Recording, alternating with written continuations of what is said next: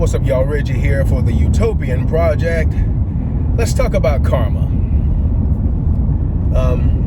I had this video recorded, I had this topic recorded a while ago, and I'm just gonna re-record it because I had some new kind of things that I wanted to do anyway, and how I wanted to go about it. So, but to start out, you know, there are people that really don't believe in karma, but it's funny, if you're observant, most people do, regardless of your religious background, or even I've seen atheists talk about how they believe in karma in some way, shape, form, or fashion, or, you know, situations that would basically be karma, which is you reaping what you sow, so to speak. But it's my understanding that karma is real, and also that karma is not what most people usually attribute to the words or whatever, right?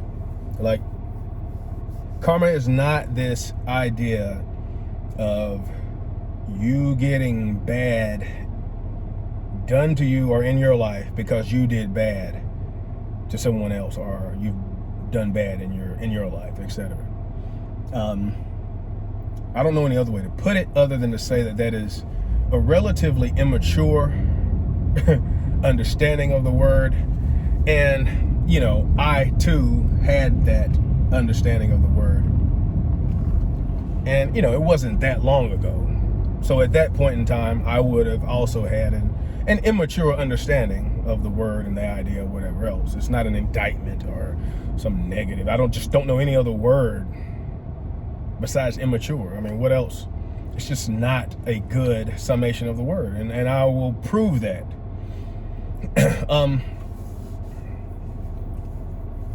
You know, the one thing we can agree on, I think, is that in some way, shape, form, or fashion, karma is about judgment, right? Either the universe, God, the flying spaghetti monster, the powers that be are judging the things that you've done and giving you back or setting you up, etc., to have the same things done to you because of that, right? At least that's the typical idea.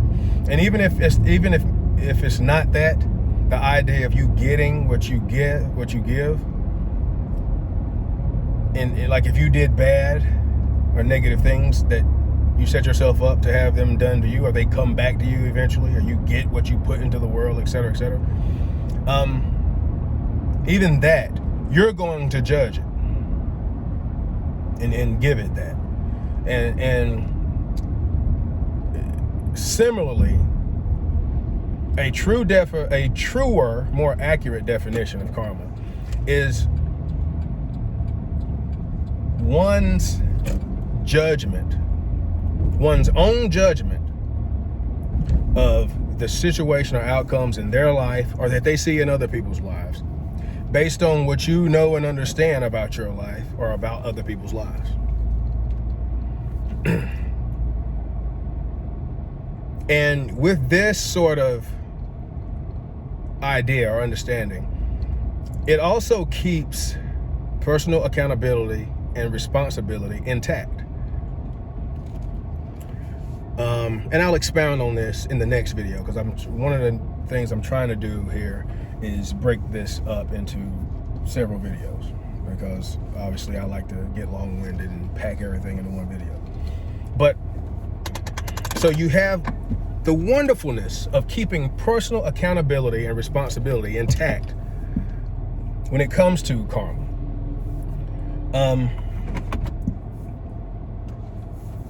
And that is akin to staying divine and sacred, right? And we remain in control of our destiny, so to speak, at least more so. And let me finish on that, because some people will rebut that, but we remain more divinely in control and more powerful of our lives collectively than we might want to accept or admit. But that's awesome, really. The problem is that you have to get a bunch of other people to realize that. Because again, belief, creation, and experience, right? What you do and what I do and how I think and feel and judge myself, et cetera, and all the things that I do shapes and dictates how I create in the world. So we are all, again, you cut off somebody at the light, at the red light or the intersection or whatever else, going down the highway, whatever. How you respond or how that other person responds, or if you got cut off, like these things have cost people their lives nowadays. So how you think, believe, thus create, and thus experience affects other people's lives, whether you know it or not. And this is, and it's important to understand this, because this is part of the, us being one, as much as it is in life that we are all separate also, or the illusions thereof. When, we can switch back and forth between the two whenever we're ready to accomplish certain things, but or see things a certain way. But as a group of people, any group of people has their own karma and can affect other people and other groups of people. And any one person's karma affects other people and therefore their karma. And again, I'll expound on that later, but this is how you explain so many situations where bad things happen to good people, and it just seems to be mysterious sometimes, and quote unquote God working in mysterious ways. And in many times you can trace these things back to other people's beliefs, creations, and experience, and I'll get on that in another video. So again, as an introduction, I think this covers most of what I wanted to kind of say. And I'll throw this in there too, to rebut the typical idea of karma. Like, if you, another thing I say is that, isn't it convenient and just a coincidence, right, that your understanding of karma requires you to be present or knowledgeable about something? Like, the observer affects the experiment, so to speak. Like, you don't really know how to credit or define someone else's karma, if it was legitimate, good or bad, unless you know certain things about them or something that they did. Some stuff is obvious, right? But you have to be knowledgeable. And sometimes, most of the time, in most people's lives, when we're judging other people, we don't really have all of the story.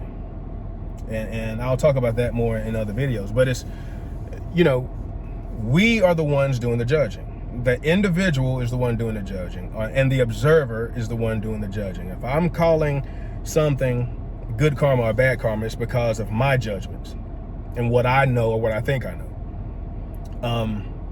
And this too, before I'm out on this video, the typical idea of karma, right? Think about it. So, just have that in the back of your mind. So when you think and sometimes it might be obvious, right? You see somebody do something, or they might have done something bad to you that was totally not, you didn't deserve, 100%. Or you see it happen to somebody else. Many times we say, well, karma is going to teach you. You're going to get yours in the end, et cetera, right? Something along those lines. Even if you say God's going to do it or whatever. You are now wishing. And if you could do something, many times, but the intent of your desire and understanding and judgment and whatever else is in another person experiencing a negative or a bad thing in their life. And wouldn't that in turn give you bad karma? And how would you describe it otherwise? Right? So this is part of why I say it's kind of immature, the typical idea of karma and the typical understanding of karma. And if you really stop and think about it, you see it a million times. when it hurt people, or hurt people want to hurt people. And that's what I'm getting at. You know, it's just like you don't have anything else you can say or do. You know, you want revenge, and you want that person to know that whenever you it's like giving them a curse. Especially when you're talking to somebody who's wrong with you, you want them to do exactly what I'm gonna talk about in the next video, which is you want them to be cursed by the judgment of knowing that any one bad thing that happens in their life is because of what they did to you. And that's just selfish, or what they did in this situation that you know about. It's selfish and it's immature. There's no other way of talking about it. I mean, there's no other way of describing it, really, right? It's not like you're saying, I want what's best and loving and everything else for that person and for other people. It's just not.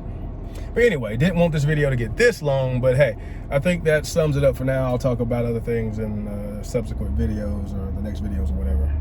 Did I use that word right? In the next series of videos. So,